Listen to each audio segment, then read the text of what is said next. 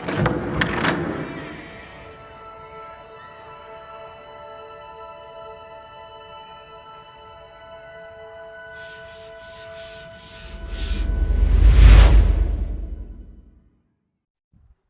Morning students. Class number 7 में आ जाते हैं। जैसा मैंने आपसे बोला था कि अब आपको ज़्यादा क्लासेस के लिए वेट नहीं करना पड़ेगा। ठीक है, आज के जो टॉपिक्स हैं, आज के टॉपिक्स थोड़े से मैंने वर्सेटाइल ले रखे हैं।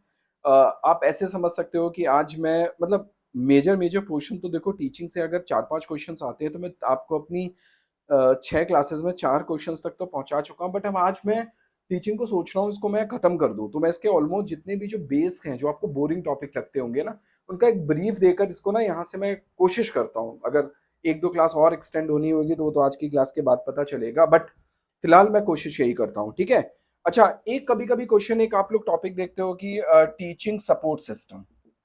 टीचिंग सपोर्ट सिस्टम, मेरी बात समझना जरा ध्यान से। अब टीचिंग सपोर्ट सिस्टम में तो प्रोजेक्टर भी आ जाता है, टीचिंग सपोर्ट सिस्टम में तो आपका क्या नाम है, चौक और व्हाइट बोर्ड भी या ब्लैक बोर्ड भी आ जाते हैं। ठीक है, टीचिंग सपोर्ट सिस्टम में मॉडल्स भी आ जाते हैं। तो अगर इनसे रिलेटेड क्वेश्चन बनता है तो क्या बनता है कि क्या टीचिंग सपोर्ट सिस्टम में इन सारी चीजों को यूज करके टीचिंग को इफेक्टिव बनाया जा सकता है? तो यस, एक मेरा जो यहाँ पर एक पॉइंट आता है कि एक big yes, of course teaching support system को फॉलो करते हुए टीचिंग को बहुत इफेक्टिव बनाया जा सकता है। तो इसमें बहुत ज्यादा नहीं पढ़ना, ये आप खुद क्वेश्चंस को सॉल्व कर लोगे। इफेक्टिवनेस, यस, ये एक पॉइंट था जो मैंने क्लियर कर दिया। फिर आता है आईसीटी बेस्ड टीचिंग।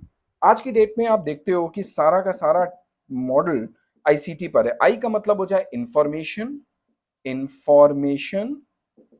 सी का मतलब हो गया कम्युनिकेशन, एंड टी का मतलब हो गया टेक्नोलॉजी। ठीक है, तो आज की जो एजुकेशन है वो इन सारी चीजों पर बेस्ड है। आज मैं आपको यहाँ पर पढ़ा पा रहा हूँ, आप लोग पूरे इंडिया से मुझे सुन रहे हैं, देख रहे हैं, रिमोट एरियाज में भी बच्चे आज मेरी क्लासेस को ज्वाइन कर पा रहे हैं। तो ये किसकी वजह से पॉसिबल हुआ है? आईसीटी, जिसमें इंटरनेट का बहुत बड़ा रोल होता है। तो इंटरनेट का जो इसमें रोल है, ये वाली एक टीचिंग मेथड को पॉजिटिवली, मतलब इससे रिलेटेड कोई भी क्वेश्चन आएंगे कभी नेगेटिव मत जाना, कभी नेगेटिव। आप प्रीवियस ईयर के सारे क्वेश्चन उठाकर देख लो, वो जितनी बार भी पूछेगा, चाहे वो रीजन बेस्ड पूछे, चाहे वो आपके क्या नाम है स्टेटमेंट वाइज पूछे, आपको यस करना है। Both the statement are true, both the statement are true, इस वाले पॉइंट को रखना है। Yes, like statement 1 like follow the statement number 2, statement 2 follow the statement number 1, this type of things. इनमें कभी नेगेटिव मत जाना, क्योंकि गवर्नमेंट का काम है इसको प्रमोट करना। आप आइडियोलॉजी समझा करिए। कभी कभी हम लोग बहुत तरीके की चीजें कंफ्यूज करने के लिए बुक्स में दे रखी होती है, तो उसमें मत जाना। इससे रिलेटेड क्वेश्चन आएंगे तो गो पॉजिटिव, आपको सीधे सीधे सिर्फ फेवरिज्म पर काम करना है। ओके, इसके बाद अभी जो मैं आईसीटी चालू करूंगा ना, तो उसमें बहुत सारी टर्मिनोलॉजीज मैं कवर कर लूंगा पूरी टीचिंग से रिलेटेड, इसलिए ज्यादा डेप्थ में नहीं जा रहा हूँ। इस चैप्टर में टीचिंग मेथोडोलॉजी में जो फर्स्ट चैप्टर है, यूनिट 1 है, इसमें आपको ना एक बेसिक ब्रीफ दे रखा होता है। तो आप ये मत सोचना कि सर ने आईसीटी के बारे में कुछ नहीं बताया। Definitely I will tell you later on, जैसे ये चैप्टर स्टार्ट होगा आईसीटी का। ओके, इसके बाद कुछ चीजें थी जो बताती थी कि लर्निंग एंड लर्नर्स कैरेक्टरिस्टिक्स। अब लर्नर्स कैरेक्टरिस्टिक और लर्निंग कैरेक्टरिस्टिक्स, ये दोनों की दोनों चीजें कवर अप हो चुकी हैं। लर्निंग की वो लर्नर्स कैरेक्टरिस्टिक क्या होती है? अगर आप कोई चीजों को लर्न करने जा रहे हो तो आपकी कैरेक्टरिस्टिक क्या है? आपको पोलाइट रहना है, आपको गुड लिसनर बनना है, आपको चीजों को अप्रोचफुली सुनना है।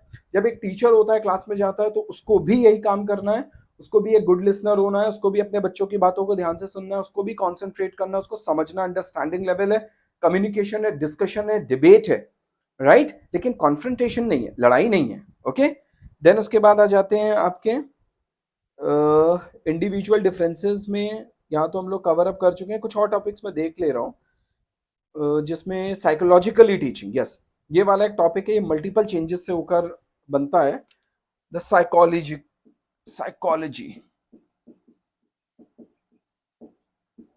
The importance of psychology in teaching,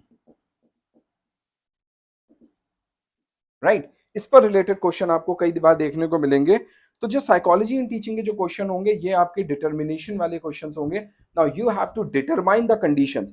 जैसी उसमें कंडीशन दे रखी होंगी, you have to determine the different conditions, और उन डिफरेंट कंडीशंस के अकॉर्डिंगली आपको वहां पर रिएक्ट करना है। फॉर एग्जांपल, एक मैं आपको क्वेश्चन बताता हूँ साइकोलॉजी का। सपोज एक स्टूडेंट है, वो क्लास में बैठा हुआ है, उस क्लास में बैठने के बाद वो आर्ग्यू करता चला जा रहा है अपने टीचर से। तो उस मोमेंट पर क्या है कि टीचर को ये समझना है कि उस बच्चे को उस टाइम सेटिस्फाई करना जरूरी है। तो हो सकता है उसकी गलत बात पर वो थोड़ी देर के लिए हाँ कर दे, लेकिन जब वो बच्चा समझने की कंडीशन में आ जाए फिर वो धीरे धीरे उस बात को, कंडीशन को समझाते हुए उन चीजों को क्लियर आउट कर दे। बात समझ गए? तो this is the role of the psychology. तो कभी कभी ये होता है कि प्रोफेशन में भी देखा गया है कि जिन लोगों ने एमए इन साइकोलॉजी कर रखा होता है उनको थोड़ी प्रेफरेंस दी जाती है ऐसी जॉब्स पर जहां पर थोड़ा प्रॉब्लमैटिक कंडीशंस होती हैं, जहां पर स्टूडेंट्स थोड़े प्रॉब्लमैटिक होते हैं, राइट? तो साइकोलॉजी का बहुत बड़ा रोल है, ह्यूमन साइकोलॉजी, चाइल्ड साइकोलॉजी को समझने के लिए। तो इसमें भी आपको सिचुएशन के अकॉर्डिंगली देखना है, मतलब आपको ये देखना है कि अगर उस सिचुएशन पर आप होते तो क्या करते। तो आप बहुत ज्यादा डीप स्टडीज में नहीं जाओगे। आपको अभी तक, अगर आप लोग मेरी 7th क्लास तक पहुंच चुके हो तो आप मेरे पढ़ाने के तरीके को समझ गए होगे कि मैं किन चीजों को लेकर फोकस करता हूं।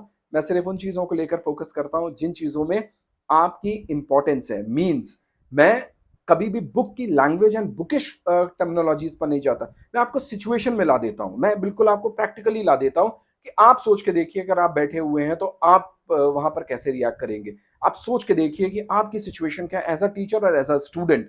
जिस दिन आप ये कर लोगे, क्वेश्चन गारंटी है कि कभी गलत नहीं हो सकता। इसमें जो क्वेश्चंस आते हैं वो रीजन बेस्ड आ जाते हैं, इसमें स्टेटमेंट वाइज आ जाते हैं। यहां पर आपको डिसीजन लेना है। कभी कभी आप कहते हैं ना कि ये क्वेश्चन कहां से आ गया, तो ये क्वेश्चन ऐसे ही बनते हैं कि आपकी साइकोलॉजी को टेस्ट करने के लिए, ठीक है? Social changes and the social role of the क्या नाम है, like education, the social role of a teacher, the social obligations of a teacher, the education system। अब इससे रिलेटेड कैसे क्वेश्चन बनेंगे?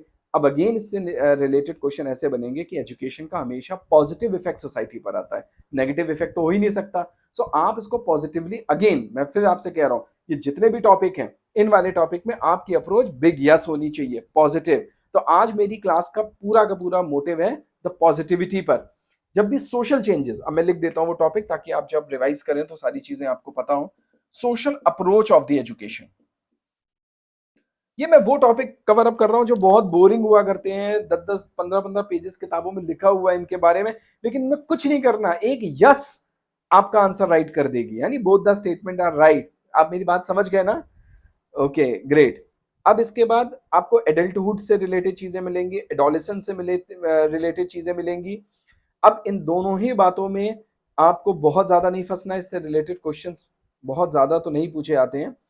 फैक्टर्स बहुत सारे इफेक्टिव होते हैं जो आपको इसमें जज करने के लिए काफी हेल्प करेंगे। वो फैक्टर्स कैसे होते हैं कि भाई एडल्ट एजुकेशन कैसे डिफरेंट है एडोलेसेंस से। बच्चों की एजुकेशन और एडल्ट की एजुकेशन में थोड़ा फर्क होता है, ठीक है ना? आप ऐसे समझना, ठीक है ना? एक एडल्ट की बात करता हूं मैं, आपकी बात करता हूं जिसकी एज है 20+, एक उस बच्चे की बात करता हूं इसकी एज है 10+। तो 10+ और 20+ में पेशेंस की अगर मैं बात करूं तो किसका पेशेंस ज्यादा होगा? इसका। टॉलरेंस किसका ज्यादा होगा? इसका। अंडरस्टैंडिंग किसकी ज्यादा होगी? इसकी। अप्रोच पॉजिटिव किसकी होगी? इसकी। करियर किसको देख रहा होगा? This one. अब आप समझ गए मैं क्या बताना चाह रहा था? ये सारी चीजें इस एंगल पर पॉजिटिव जाती हैं और इस एंगल पर नेगेटिव नहीं जाती, मतलब इस एंगल पर वो जाती हैं। थोड़ा धैर्य रखकर टीचर को इन सारी बातों को समझते हुए इस वाले बच्चे को डील करना होता है। Got it? देन उसके बाद ऑब्जर्वेशंस एंड इवैल्यूएशंस मेथड आते हैं, इन पर आप जरूर ध्यान रखिएगा। एक क्वेश्चन इस पर कभी कभी ये जरूर बन जाता है कि भाई इवैल्यूएशन कैसा होना चाहिए। अच्छा आप ही मुझे बताइए कि कभी कभी आपने ये चीज देखी होगी कि कुछ बच्चे जो होते हैं, यहां मैं लिख देता हूं, कुछ बच्चे जो होते हैं जिनकी लाइक एक्सप्लेनेशन स्किल्स बहुत जबरदस्त होती हैं, बट उनकी जो राइटिंग स्किल्स होती हैं ना, राइटिंग स्किल्स की अगर मैं बात करता हूं तो उनकी जो राइटिंग स्किल्स होती है वो थोड़ी पुअर होती है। तो जिनकी जो एक्सप्लेनेशन स्किल्स बहुत हाई फाई होती है उन लोगों के लिए क्या होता है, they can easily explain the things. और जिनकी राइटिंग स्किल्स अच्छी होती हैं वो लोग एक्सप्लेन नहीं कर पाते बट लिखते बहुत अच्छा है। तो क्या दोनों बच्चों में कमियां हैं? ऐसा नहीं है। हमारे इवैल्यूएशन सिस्टम की अगर मैं बात करूं तो हमारा इवैल्यूएशन सिस्टम कैसा होना चाहिए? हमारा इवैल्यूएशन सिस्टम होना चाहिए कि दोनों बेस, तभी आपने देखा होगा कि वाइवा भी होते हैं और प्रैक्टिकल भी होते हैं और दोनों की इंपॉर्टेंस बहुत है, और रिटन एग्जामिनेशंस भी होते हैं। So these are the pattern our Indian education system is following. तो आपको किसी पैटर्न के अगेंस्ट नहीं जाना है, सारे पैटर्न इंपॉर्टेंट होते हैं तो उनको इक्वल इंपॉर्टेंस देते हुए बताना है। क्योंकि कभी कभी क्वेश्चन आ जाता है कि कौन सा इफेक्टिव है, तो उसमें कोई नीचे एक ऑप्शन होता है ऑल द अबव, तो यस गो फॉर इट, वहां पर ऑप्शन आपका डी लगेगा, जिसको हम लोग क्या कहते हैं, ऑल द अबव, राइट? अब आपको कोई कितना भी कहानी सुनाए इस चैप्टर से रिलेटेड या किताबों में कितना भी लिखा हो, भाई देखो मेरी अप्रोच बड़ी सिंपल सी रहती है मैं सीधे सीधे उन पॉइंट्स पर लेकर आपको बताता हूं जिन पॉइंट्स पर क्वेश्चन बन सकते हैं और जिन पॉइंट्स पर मैंने एनालिसिस किया हुआ है बिल्कुल इफेक्टिव तरीके से, राइट। अब क्वांटिटेटिव मेथड्स की अगर मैं बात कर दूं या क्वालिटेटिव मेथड्स की मैं बात कर दूं तो दोनों में फर्क है। यहां पर आपको कई बार किताबों में देखने को मिलेगा कि इवैल्यूएशन सिस्टम में they are following two things, what, quantitative है ना, एक तो ये हो गया, दूसरा क्या हो गया, क्वालिटेटिव। क्वालिटेटिव तो भाई मैं क्वांटिटेटिव की अगर बात कर रहा हूं तो ये हो गया मार्क्स बेस्ड, है ना। अगर मैं क्वालिटेटिव की बात हो गया हूं तो ये हो गया वाइवा बेस्ड, ठीक है ना। तो क्वालिटी चेक कर रहे हैं, पॉजिटिविटी चेक कर रहे हैं, अप्रोच चेक कर रहे हैं, और दोनों ही अगेन मैं इसका ऑप्शन आपको जो आपको चाहिए था मुझसे मेरी क्लास में वो मैं दे चुका हूं कि जनरली इसके जो ऑप्शंस होते हैं वो यही होते हैं कि all the above statements are right, क्योंकि आप किसी भी वैल्यूएशन सिस्टम को गलत नहीं कह सकते। क्लियर। देन मुझे लगता है कि computer based testing, CBT methods जो आज की डेट में आ गए हैं वैल्यूएशन के, कंप्यूटर बेस्ड टेस्टिंग क्या होती है कि भाई ओएमआर शीट हो गई या कंप्यूटर प्रोग्रामिंग्स हो गई, आपका काम कंप्यूटर ने कर दिया। ऐसा भी होगा थोड़े दिन में रोबोट्स आ जाएंगे, कहेंगे कि भैया हम कॉपियां चेक कर देते हैं, क्लियर, तो टीचर्स हट जाएंगे। ऐसा नहीं होता, वो जस्ट सपोर्ट सिस्टम है। लेकिन जब तक हम सामने, आप देखिए ना, कोई भी एग्जामिनेशन होता है उसमें इंटरव्यू क्यों होता है? आप भी असिस्टेंट प्रोफेसर बनने जाएंगे तो आपका इंटरव्यू होगा, यूपीएससी क्लियर करेंगे तो आपका इंटरव्यू होगा। क्यों? क्योंकि पर्सनलाइज्ड चीजों को समझना बहुत जरूरी है। सो यू कांट अवॉइड कि अगर सीबीटी आ गया, कंप्यूटर बेस्ड टीचिंग सिस्टम है, वो टेस्टिंग सिस्टम आ गया, तो आपके वाइवा और ये सारी चीजें अवॉइड हो जाएंगी। नॉट एन इशू, ये हो ही नहीं सकता एंड इट्स नॉट पॉसिबल। और मुझे लगता है कि इसके अलावा इस पूरे कुछ क्या नाम है चैप्टर्स में कुछ था भी नहीं। एंड आईसीटी मैंने बहुत सारा इसमें दे रखा था, मैंने इसको स्किप मारा है ना। क्यों? क्योंकि आईसीटी मुझे आपको पर्टिकुलर पढ़ाना ही पढ़ाना है। तो इससे क्या क्वेश्चन बनते हैं लास्ट में एक बार रिवाइज कर लेते हैं कि भाई टीचिंग सपोर्ट सिस्टम है, आईसीटी छोड़ दिया, साइकोलॉजी में पॉजिटिव जाना है।